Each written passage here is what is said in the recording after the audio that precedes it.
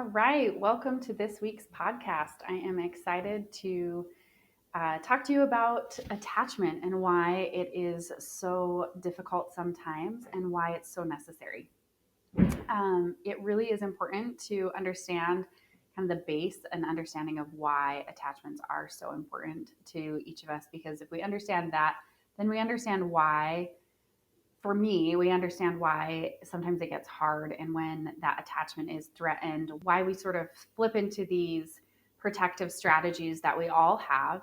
And take a look at where we learned them from, whether it be from our caregivers or significant others or wherever we learned how to protect ourselves from, why they're really coming up. Just to start off, a lot of people think about love and they think about the romanticized version of love and they think about why they think about their favorite rom-com and that's what they expect love to be, and then we get married and that's not the case. I don't know anyone whose relationship is really like a romantic comedy, although I love romantic comedies and I love how they make me feel, and they're all the Hallmark movies and all the things that make us have those feel goods. They're awesome, but they are not real life. And it's important to understand kind of the basic understanding and knowledge and even the science behind what love really is. From research from John Bowlby, we know that love is the most basic form of love that we need from cradle to grave. We need to feel loved from the time we are born to the time that we die. We need to feel that importance, that we matter, that we belong. And when we feel that from, even if it's just one person, it creates a haven of strength and safety and effective dependency, right? So a lot of people, there's kind of some hot topic words right now about codependency or being interdependent, and really it just creates an effective dependency when we know that we are loved and we belong, and we can go out and explore the world and sort of have this safe haven and this safe base to come back to, which is really what we're looking for in life. We want to be able to go out and explore the world and be able to have all these awesome experiences, but know that we can come back to this secure, safe haven and this secure base. And that's really the goal, and why attachment is so important. We also know, from things like movies like Castaway with Tom Hanks, and how isolation really takes a toll on people's mental health. And I could do a whole nother podcast on ways that people isolate themselves, and maybe I will. But the isolation that really comes from people, the mental health, the research is really diving into this, and we're seeing this effects from COVID as well. We see the rise in mental health numbers, as far as suicide rates. They're up all over the nation, really all over the world, but especially all over the nation. When we don't have communities or a strong sense of belonging and safe haven, we feel very alone. And when we feel very alone, we start to protect ourselves in certain ways. And oftentimes our critics come out, our self-critics come out, and isolation definitely takes a toll on our mental health and our ability to show up for ourselves, for others, to continue to go to work, to have any motivation in life. All of that is affected when we feel more isolated. We just truly are designed for connection. We are hardwired. There's so much about the physiological effects of what happens to our health when we are isolated, and what connection really does to our brains and to our bodies when we feel really connected to another human being. And I'm not saying like you should measure your connection by the number of Facebook friends you have or followers on Instagram that you have. That's not the type of connection that we're talking about. We're talking about really that secure connection, in that it doesn't matter what I do. Like, you see me and you know my faults and flaws, and you are choosing to love me and show up for me anyways. And our parents are our first experience of this, or whoever is our caregivers, whether we be adopted or whether we be born to two biological parents, whether we're raised in a blended family and we have 5 or 6 parents. Those first people are really who design our attachment and where we get the importance for our attachment needs. So we are able to rely on that secure base, particularly up front from the people who brought us into this world. When that is secure and established, we're able to go out into the world and explore our independence. And I like to think of kids like on the playground. You have some kids who are just like running off and exploring the playground and feel totally confident. And then when they fall, they are looking for mom. They look around to see, is mom here? Is mom available? Am I the only one here? And when mom comes, they know and they take comfort in, okay, I can still go and explore and I can learn new things and I can go down the slides and I can do all these things, but I know mom's going to be there when I fall, or dad or babysitter or someone's going to be there to pick me up, help me feel better. When we look at people who didn't have that, right, they are worried that, well, if I let go, then maybe mom will take me, or someone will come and take me, or mom won't be there for me. That begins to, right, that comes from anxiety, that comes from fear, that comes from, not knowing and not having that secure base. Now, I'm not saying if you have a kid at home that is a little more scared to go play out on the playground, that they are doomed to this world of isolation and terrible connection. That's not what I'm saying at all. But it does need that they may need a little bit more reassurance. And you may reassure them in a way that's different than your confident kid who's out, being a monkey on the monkey bars. So just making sure that if you are parents listening to this for your children, making sure that you're showing up for them in the ways that they need that they feel safe and secure. And we're going to talk a little bit about kind of reflecting on your own upbringing and who was there for you and what it felt like when people weren't there for you and the ways that you sort of learned to protect yourself. But we'll get to that in a minute. But it really is our most basic need is to have this feeling of safe haven, this secure base and connection with another human being. And it feels different coming from our parents than it does coming from someone we have chosen to spend a life with and that's choosing to spend their life with us and made that commitment to us. And that's really can be the most energizing and invigorating thing that people can experience. And it can also be the most challenging when it's not happening, which is why relationships get really difficult. So I want to read this quote from Sue Johnson because I think it amplifies what I'm trying to talk about here. But she says, to be emotionally connected is to be stronger, more resilient, and more autonomous. And I often have a lot of people ask me, individuals and couples, like, well, what happens when we sort of lose ourselves in the relationship? And a relationship really, I think of like a kite, right? If we think of a kite and it flies and soars higher, the more stable and secure that base is, right? And so sometimes, you can have a kite that's flying really high because the base that's holding it at the bottom is so secure. And that really is what connection is about, is really strengthening that bond, soaring higher, being able to explore more, have more confidence, yet having this secure base to come back to. And then we can start all over, right? And so when that becomes shaky, the kites also become shaky.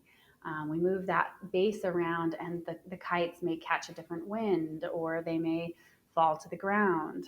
And so creating that secure base really is more of a secure thing than a detriment to individuals. So really, if we look at the quality of that emotional bond, the quality of that attachment, it really shapes how we see ourselves individually, right? If we are flying and soaring, you imagine that beautiful kite in the sky and it's soaring and it's strong and it's confident, right? We see ourselves as being lovable, as being confident, as being able to deal and cope with stress. We kind of see others and we see the world as being trustworthy. And when that is not the case, things start to get a little wobbly, right? And we start to second guess those around us. Is this wind all of a sudden going to take a turn, and am I going to start to get wobbly? And we lose that security and that assurity in ourselves, and we start to question everything. And again, that's where mental health can really play a part in this, when we don't have a secure base with people. So a lot of times when people come in, we really spend the first couple times, the couple sessions, talking through their relationship, but also talking individually about them. Because it is really important to take a look at people's interactions with their primary caregivers, whether they be adopted, whether they have secure. Basically, it just helps us assess whether or not they have a secure base to kind of go back to and return to and learn from. And a lot of people do, and a lot of people don't. And so it's learning from them. Oftentimes people can be raised in a very loving home, but have a mother who maybe struggles with depression, or a dad who at times when he gets really angry starts to name call or demean or degrade. And if those are the case, if that's the case, then oftentimes that person knows that when mom is struggling, or when someone else is struggling, when my partner is struggling, I may not be able to rely on them. And then I go into those self-protective strategies of really trying to help myself cope better, not relying on other people. So I might become more controlling. I might become more frustrated. I might become more short. I might, set things up in life so that things work easier for me instead of against me. Or I might not rely on my partner so much if they struggle with depression, because I learned how to cope with that with a mom having depression. So there's all these different ways and different attachment reasons that people show up or don't show up in a relationship.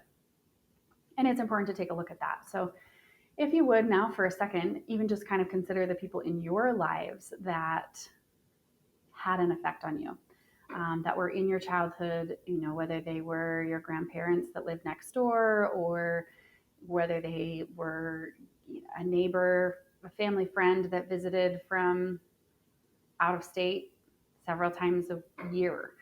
There's lots of different people in our lives, and lots of different people who show up for different people. But we want to look at those who are a little more consistent, right? The people who really had an influence on you, who were there for you, who really had a relationship that you could turn to for comfort. And in doing so, I saw myself as being lovable, competent, able to deal and cope with stress, really being able to see that other person as trustworthy and caring. And they provided comfort for you in some way. Take a minute to consider that. How did they show up for you? How were they there for you? Are these ways that my partner shows up for me now? Or maybe I could help get my partner by giving him or her some examples of, or them. I shouldn't use pronouns like that, but there you go. You're my partner, giving them some examples of what it was like for me to feel loved and safe and secure, and have that secure bond. If that's something that you struggle with, using those examples in your life can be helpful in those moments. Something else that is important to kind of consider is the opposite of that, when people weren't there for you at a time where you really needed them to be there for you and they weren't. How did they not show up for you? What were they doing? Maybe they dismissed you in some way. Maybe they spent their time working, or you saw them attending to needs of siblings or other people rather than your own. And so in those ways that I really felt like when I really needed somebody and no one was there for me, or I wish that someone was and they weren't, what were they doing to tell you that they weren't there, or that you didn't matter, you didn't care to them in that moment, right? Um, when we put this kind of all together, we see these various experiences. No one has a perfect record of every single time they were in need of something, someone being able to show up for them. So you're going to have moments of hurt. You're going to have moments where, maybe I wanted something and my parents said no, and then I felt alone, or I felt frustrated, or I felt angry, or I felt like they didn't care, or I didn't matter to them. Everyone's going to have some of those experiences, and it's important to look at them and look at how did we respond to them, because the ways you responded back then, yeah, maybe you weren't, the kid, maybe you used to be the kid that was throwing tantrums in the store when mom said no candy, and I laid on the floor and kicked my feet. Maybe that was you. In some regard, that is going to still be you today. But what does that tantrum look like? Do I close off? Do I shut down? Do I stop relying on my partner? Do I shut them out? Do I ignore? Do I blame someone else? Do I criticize my partner? Do I walk away? Do I get lost in an addiction? Do I turn to pornography, drugs, alcohol? Do I turn to other relationships? Do I have an affair? Like, there's all sorts of ways that people sort of have these tantrums, but they look very different now as an adult. So there's all sorts of ways that you could do that. And those are kind of ways of shutting down or turning outside of the relationship. You can also get really loud in the relationship. You can criticize your partner. You can kind of poke. You can sort of chase them around. Again, sort of these pursuant ways of really trying to let your partner know, that there's an issue or that there's a problem. Sometimes we become very critical of our partner, very critical of ourselves. We try to control things a little bit more. We become demanding. We become defensive of ourselves, or blame is something that I often see. We don't take responsibility or accountability for us, for how we're showing up and protecting ourselves. And again, these are great ways that people have learned, adaptive strategies that people have learned to try to let people into, hey, I am needing something. I'm here for you. You think about a baby when it first comes home from the hospital, it has lots of really great ways of telling mom and dad that, hey, I need something, right? They're often getting really angry, or we're really frustrated, and they end up crying, right? And so when a baby is fussy, when they're needing something. Obviously, a baby's needs are a lot more basic than maybe us as adults, but it's really not all that different. We learn language, we learn how to think, we learn how to, as we grow and adapt and develop, things just get a little bit more complicated. And sometimes we overcomplicate them as humans and as an adult. And so if we just learn to try to uncomplicate things, try to be really clear on when my needs aren't being met in the relationship, when my attachment isn't feeling super secure, what is it that I need? And how do I ask my partner for that? Rather than criticizing, rather than demanding, rather than saying, hey, we need a date night and we will go on a date night, or we don't have sex enough. Instead of demanding, instead of putting those pressures, can we be more explicit in what it is that we really need? I need to know that I'm important to you. I need to know that I matter to you. I need to see you show up for me. The more we can do that with our partner and the more clarity we can show up with, the more they're going to get it right, the more that we're setting our relationship up for success. And that is really what this whole podcast is we're going to go over a whole bunch of ways that you can show up for your partner and that you can gain clarity in your relationship, both in how do I ask for it, help you be more reflective in where did I learn these coping strategies? Where did I learn these techniques? And how do I do it different? Because it's not working for us right now. And being self-reflective is a very, very key part to bettering your relationship. What am I doing or not doing in my relationship that is affecting my relationship, whether that's for the good or the not so good. I often talk about relationships, romantic relationships or committed relationships, sometimes a little bit feeling like a business, right? these are the ways that I need you to show up for me. These are the ways that maybe need some improvement. And being able to give that feedback in a free, easy way rather than taking it to self-destruct mode of, oh, well, you're giving me criticism, I'm not showing up perfectly for you, I failed for you, and then diving into shame. All of that we are going to talk about and cover and go over, because it happens all too often and way too frequently in relationships. Um, if you have a minute and over the next couple of days or weeks, I want you to spend some time actually thinking about, why I do the things I do. When my partner, when do things get the trickiest in our relationship? And when they get the trickiest, how do I respond? Do I sort of shut down? Do I not want to talk about it with my partner? Do I feel like we've got to talk about it until 3 a.m., until we've gone over it 20 million times? How do we show up for each other, or how do I try to signal to my partner that things aren't secure for me right now? Spend some time thinking about that, because the more clarity you can get on that, the better your relationship will be, because you will be able to ask for the thing that you actually need, instead of your partner sort of seeing you tantrum, right? Um, so I want you to think about that. And I also want you to think about just kind of the ways that your parents showed up for you, the way that your caregivers, maybe it's a teacher, someone who responded to you when you were alone on a school bench one day and needed a friend. What ways did they respond to you? How did they show up for you and make you feel seen and heard and important to them? And jot them down somewhere. Think about them, and then maybe ask for them for your partner. Talk about them in a way that can be helpful, because those secure bonds are really what we're looking for and looking to create better in our relationship.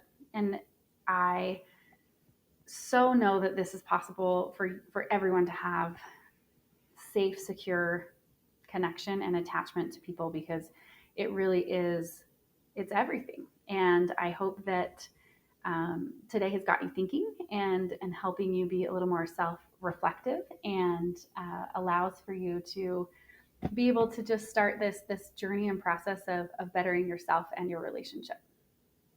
Until next time.